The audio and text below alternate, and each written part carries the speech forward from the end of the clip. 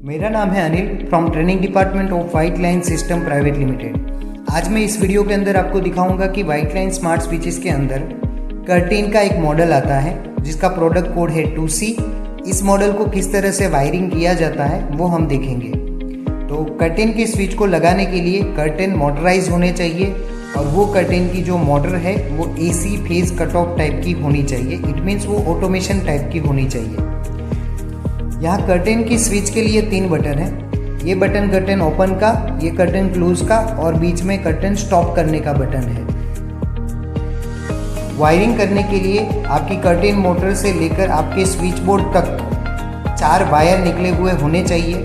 जो 4 वायर में से 2 वायर रहेंगे वो कर्टेन ओपन एंड क्लोज करने के वायर, एक वायर रहेगा न्यूट्रल और एक वायर रहेगा अर्थिंग।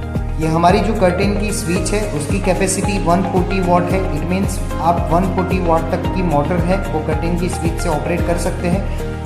अगर आपका कर्टेन है वो काफ़ी बड़ा है, इसके लिए उसके अंदर जो मोटर लगेगी वो भी काफ़ी बड़ी कैपेसिटी की होगी, तो उसको भी आप व्हाइट लाइन के ये कर्टेन की स्विच से ऑपरेट कर सकते हैं। लेकिन उसके लिए आपको वहाँ पे 2 हाई लोड डिवाइस की ज़रूरत पड़ेगी जो व्हाइट लाइन की एसेसरीज में आते हैं, जिसकी वजह से ये स्विच की कैपेसिटी इंक्रीज हो जाएगी और हम बड़े कर्टेन को भी ऑपरेट कर पाएंगे।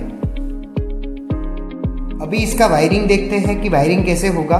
तो सबसे पहले जो कर्टेन की स्विच है यहाँ पे साइड में LN होता है, लाइन न्यूट्रल होता है। जो भी इनकमिंग लाइन न्यूट्रल है जो स्विच बोर्ड में आते हैं वो आपको LN को दे देने हैं। फिर इस L का लूप लेकर आपको इस L को दे देना है और वहाँ से L का लूप लेकर आपको ये 2 नंबर वाले L को दे देना है, क्योंकि यहाँ L1C L2C 2 बॉक्स है। दोनों बॉक्स के L को आपको यहाँ से L का लूप लेकर दे देना है। उसके बाद जो 1 नंबर है वहाँ पे जो भी कर्टेन ओपन का वायर है वो दे देना है। 2 नंबर पे कर्टेन क्लोज का वायर दे देना है। और इस केस के अंदर C जो है वो खाली रहेगी, उसके अंदर कोई भी वायरिंग नहीं किया जाएगा। और जो न्यूट्रल है उसको डायरेक्टली हमें यहाँ स्विच बोर्ड से कर्टेन मोटर के अंदर जाने देना है। तो यहाँ रेफरेंस के लिए उसका वायरिंग डायग्राम दिखाया हुआ है। आप देख पा रहे होंगे कि यहाँ पे कर्टेन मोटर एक दिखाई हुई है AC phase cut off type की 140 वाट कैपेसिटी की। यहाँ पे लाइन न्यूट्रल आ रहे हैं। तो सबसे पहले जो कर्टेन का पावर मॉड्यूल होता है उसको आपको लाइन न्यूट्रल दे देने होते हैं और फिर वो L का लूप बाकी के जो L है उसमें दे देना है।